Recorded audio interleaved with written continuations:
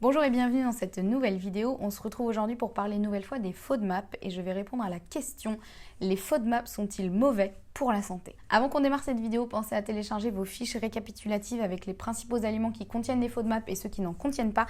Il vous suffit de cliquer sur le premier lien dans la barre d'infos et je vous les envoie à l'adresse mail que vous m'aurez indiquée. Donc maintenant, pour répondre à cette question, les FODMAP sont-ils mauvais pour la santé? C'est vrai qu'on pourrait le croire parce qu'on se dit une alimentation pauvre en FODMAP peut permettre de soulager les symptômes liés au syndrome de l'intestin irritable. Donc ça doit vouloir dire que les FODMAP sont des petits méchants qu'il ne faut pas consommer et qui sont mauvais pour la santé.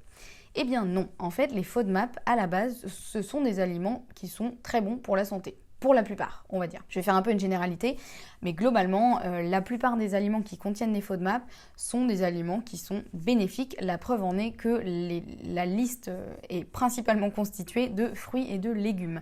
Il y a énormément de fruits et de légumes qui contiennent des FODMAP, et les fruits et les légumes sont bons pour la santé. Sur ça, on est à peu près tous d'accord.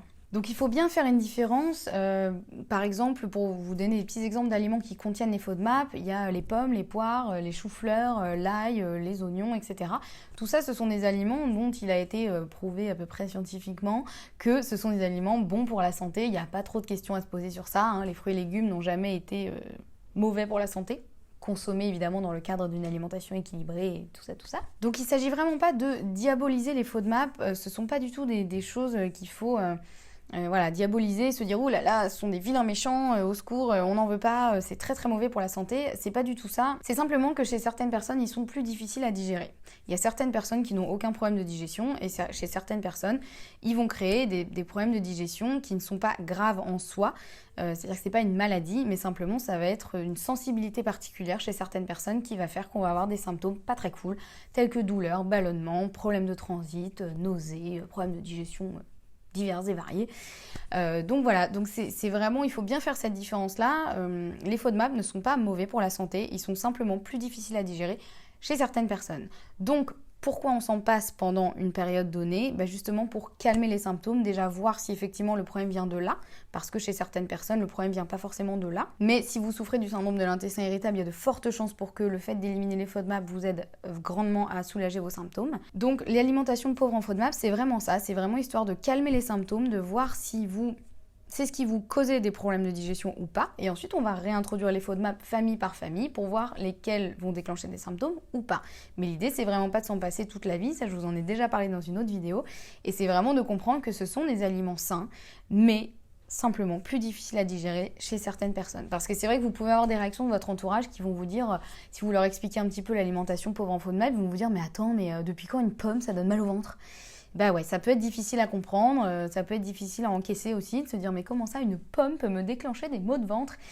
C'est pas de sa faute cette petite pomme si elle contient des FODMAP, et c'est pas de votre faute si vos intestins, les FODMAP ça vous déclenche des réactions un petit peu plus violentes que chez d'autres personnes.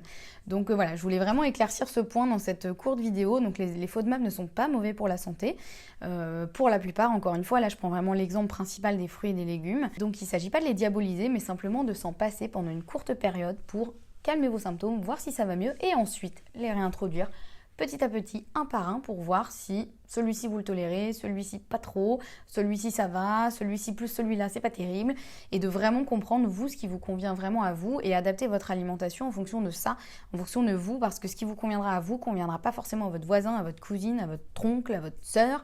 Donc c'est pour ça que c'est vraiment important de voir votre ressenti à vous et de faire les choses, de faire votre propre expérience, vraiment faites votre propre expérience avec les FODMAP et voyez ce qui vous convient ou pas. Si vous avez d'autres questions sur les FODMAP, n'hésitez pas à me les poser dans les commentaires et n'hésitez pas à visionner aussi les autres vidéos que j'ai fait sur le sujet, je vous remets tout en barre d'infos.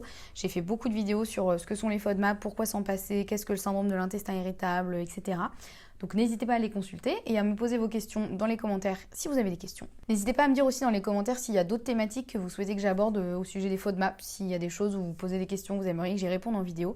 Je serai ravie de le faire. Moi, je vous retrouve très vite pour une prochaine vidéo. Pensez à vous abonner à la chaîne pour ne pas les louper. En attendant, prenez soin de vous et à très bientôt. Ciao!